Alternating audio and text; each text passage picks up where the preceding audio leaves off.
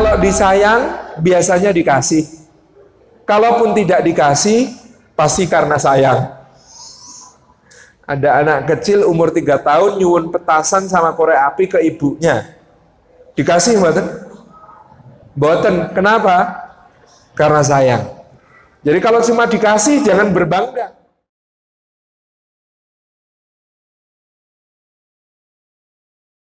Ini yang selalu kita hajatkan di dalam kehidupan kita, yaitu rahmatnya Allah Subhanahu wa ta'ala. Rahmat Allah itu 100 bagian. Yang 1 bagian diturunkan ke dunia sejak awal zaman sampai akhirnya mencukupi oleh seluruh makhluk. Mencukupi untuk seluruh makhluk.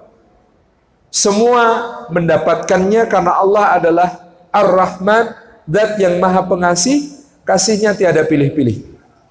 99 bagian dari rahmat Allah itu ditahan Allah, diberikan hanya kepada orang yang beriman dan bertakwa kepadanya, sebab Allah adalah Zat yang Ar-Rahim, Zat yang Maha Penyayang, yang sayangnya tiada batas berbilang.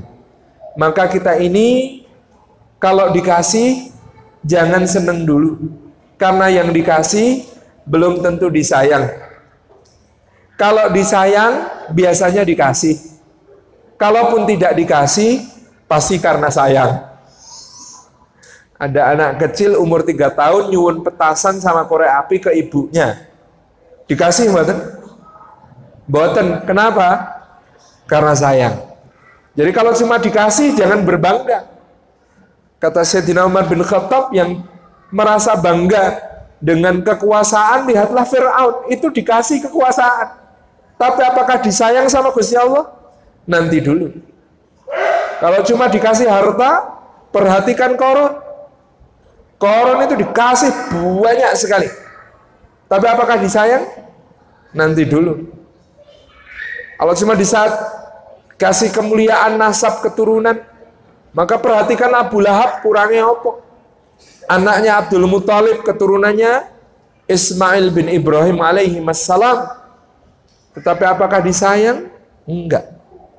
Maka mari jangan sampai kita ini merasa cukup dikasih. Kita harus mencari sayangnya Gusti Allah.